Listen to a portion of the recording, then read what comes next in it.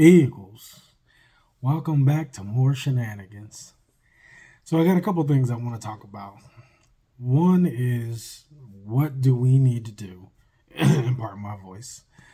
What do we need to do to be successful this year, and what does success look like for us? One, I think success is making it back to the playoffs, right? And not squeaking in, being a comfortable seed in the playoffs. I think that's the first path to success. The second is, of course, going to the Super Bowl, and the third is winning the Super Bowl. That's the path. Okay, get to the doorstep, walk up the steps, open the door, walk through the door. And I think that we have a really good chance at doing that. Our offense is pretty much the same. We have a new offensive coordinator, but okay. Jalen's no stranger to that. The defense has the same defensive coordinator, but we lost a lot of key pieces on defense.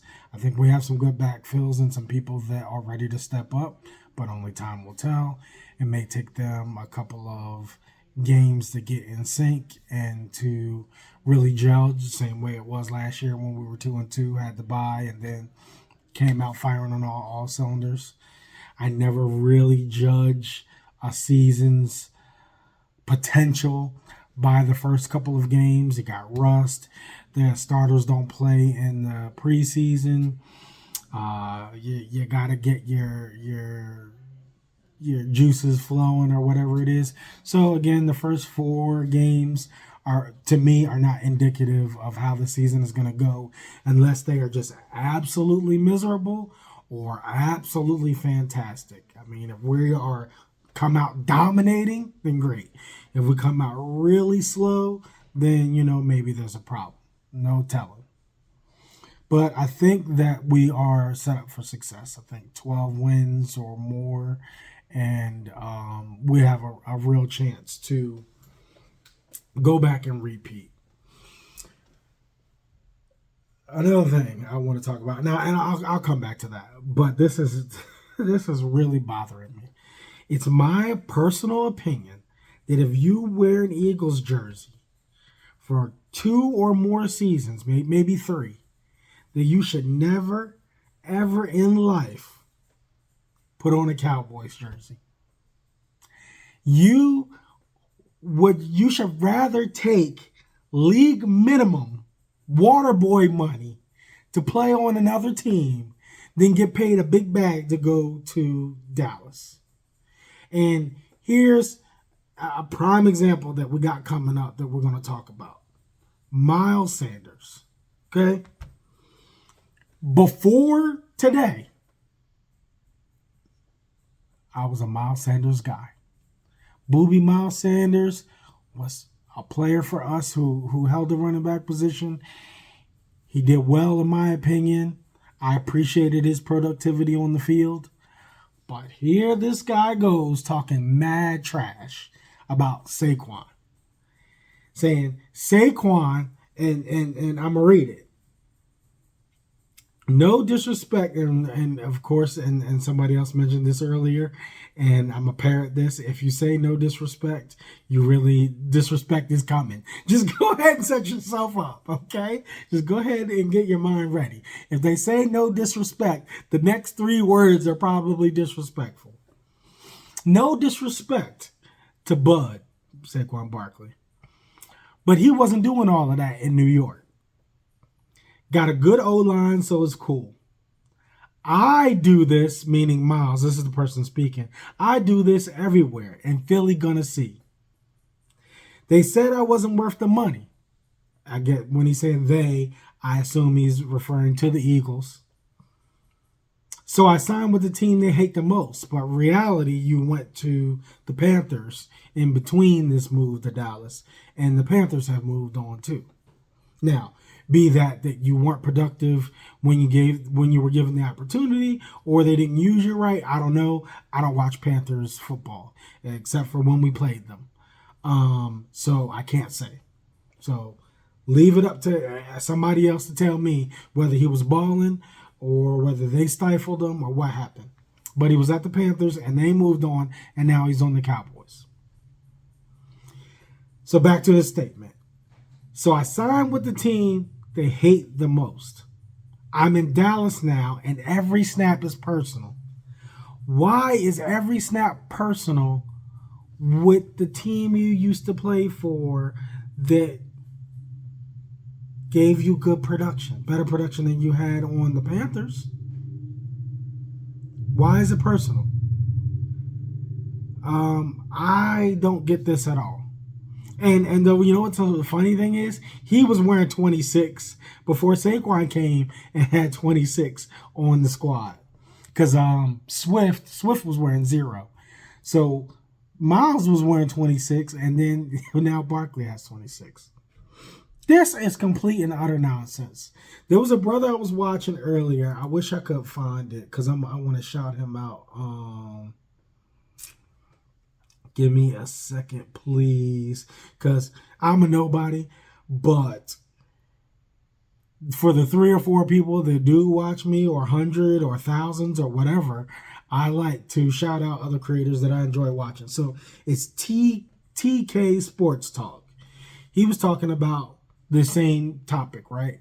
But he broke it down excellently. I'm not even going to try to replicate it. He pulled up the numbers. He pulled up Miles Sanders' numbers when he was in Philly, when he was on the Panthers.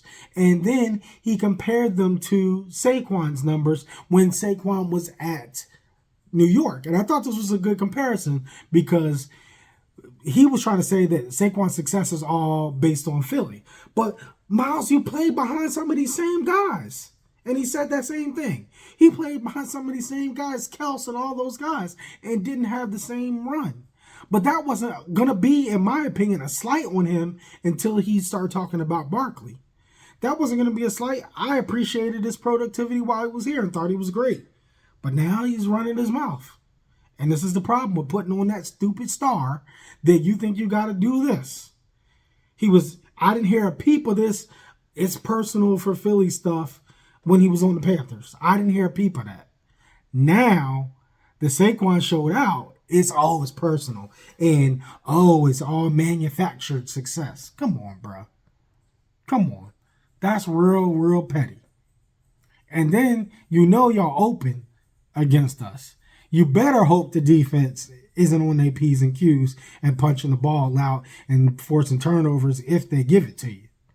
Because I'm pretty sure the plan for the Cowboys is to stretch the legs of the new wide receiver they got in Pickens and CD and run tandem off of them and try to put up lots of yards and points off of them.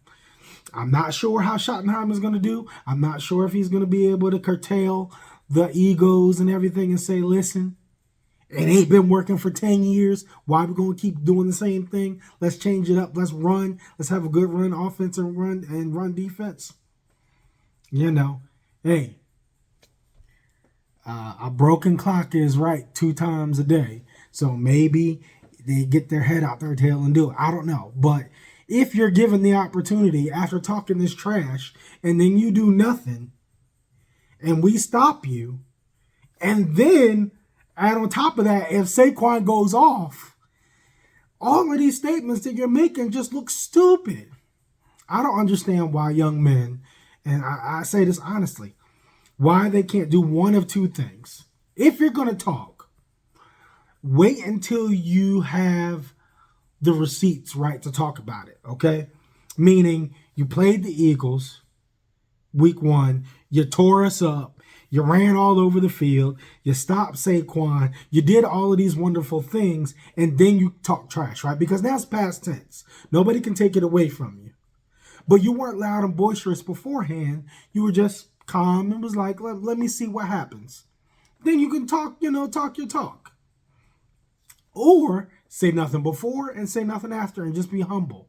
I don't know why one of those 2 things isn't a possibility, but everybody's got to talk trash, to this degree before the season even gets started. And I think it's a really foolish move on his part, and he better hope to goodness that Coop and Bond and Carter and all our boys don't get in his tail and take it personally that he said these things. And some of our guys that played with them while he was here.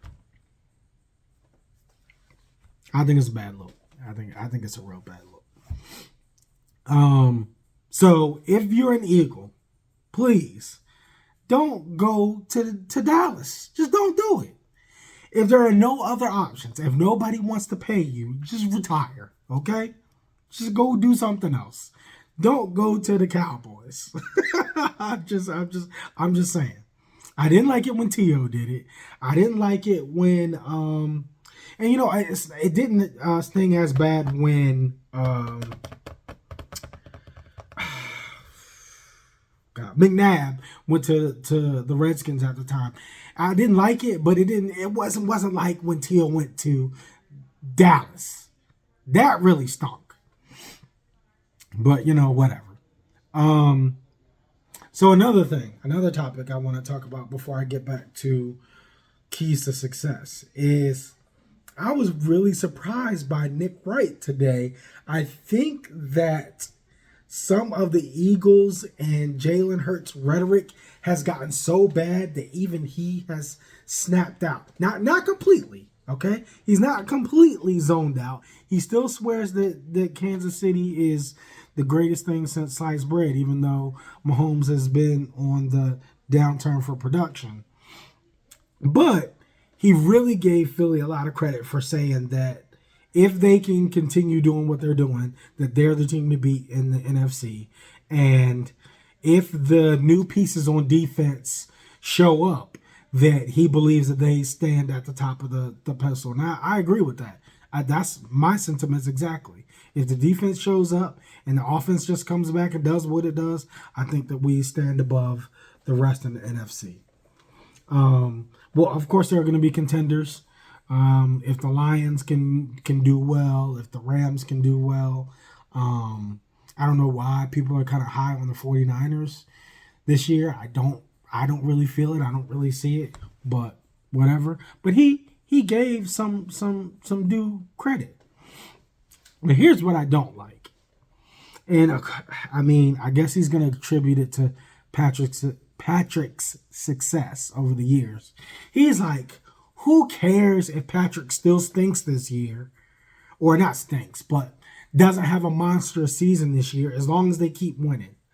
But when we say that about the Eagles and we say that about Jalen, it's like, oh, no, they got to show me something. They got to put on Ringling Brothers Circus, or they got to do Harlem Globetrotters on the football field for me to be impressed. But as long as Patrick and the Chiefs just win, we're fine with it. He can put up pedestrian numbers all he wants.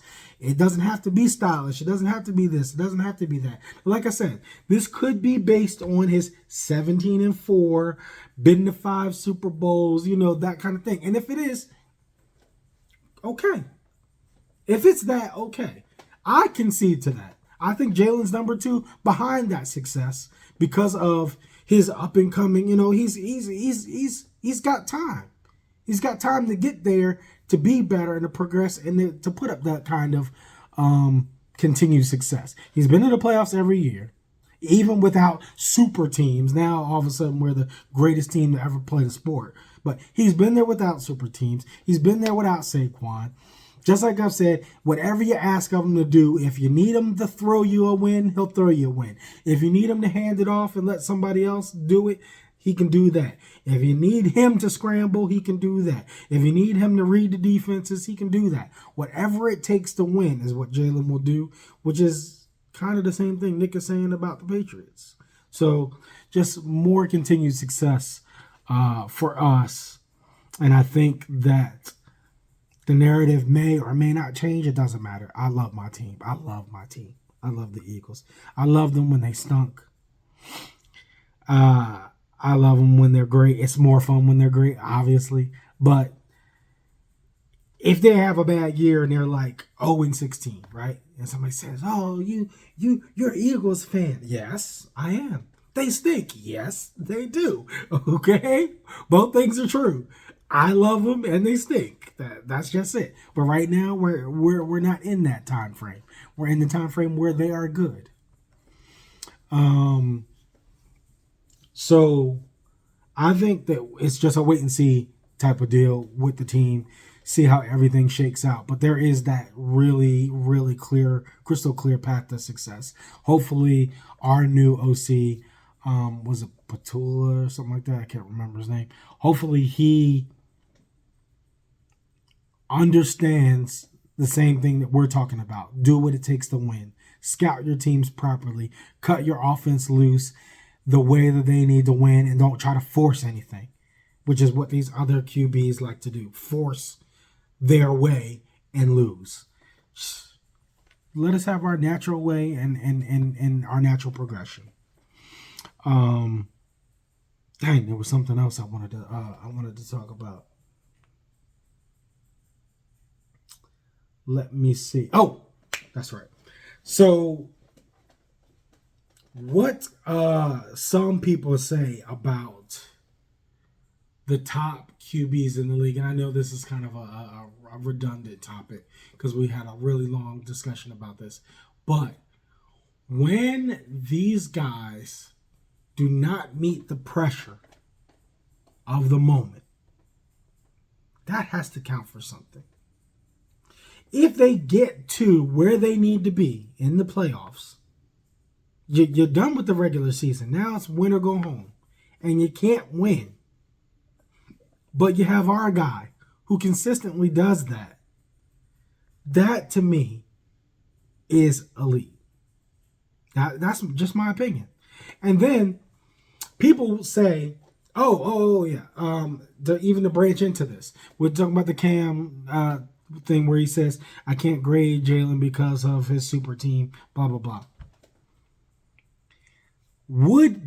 Does Cam have that same mindset about Brady, or did he have that about Brady? The year that they went undefeated the entire year, could have rested their players because they had the 1 seed locked up, said, no, coach, we got this. Played the rest of the regular season, won. Played all of the postseason, obviously, because they made it to the Super Bowl and won. And then got there to snuck in the playoffs, Giants, and lost. That was a super team. Super teams do not guarantee you a victory. And you can look at this throughout the history of the sport. Great teams do not always make it.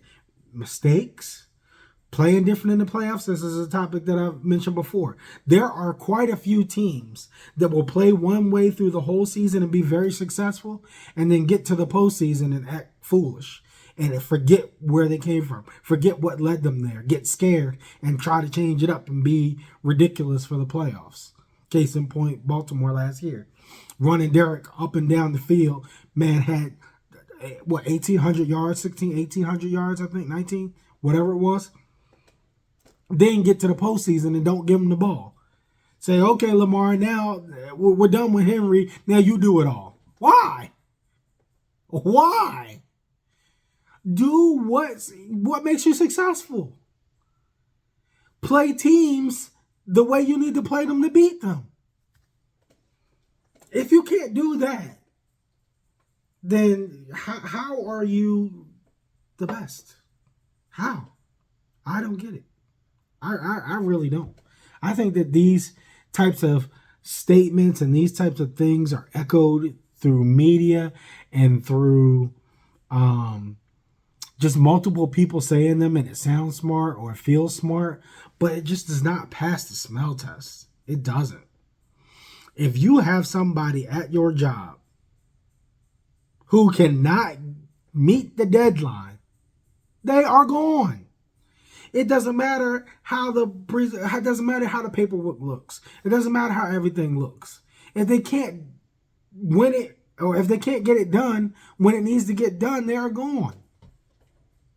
They are gone, and they're not touted as wonderful. You can't get all the way to the finish line and flop. That's just the bottom line about it. In anything, especially in this. I said this about the Phils.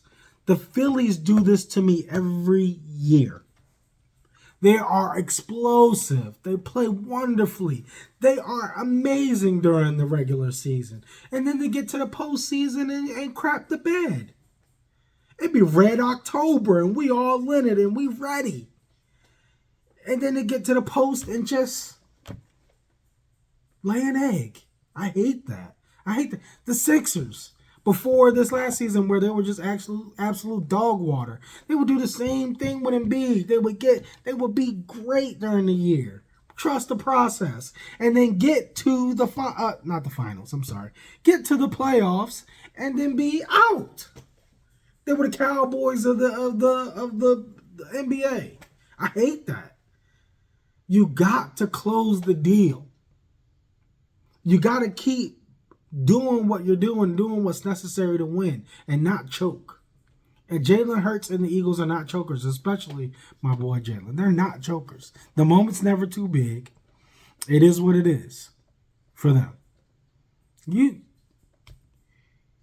just can't pass up on all of the other things and say, oh, because they can throw better, then they are better. Oh, it got 5,000 yards. Oh, great. They got 10,000 yards, but they never made it to the playoffs.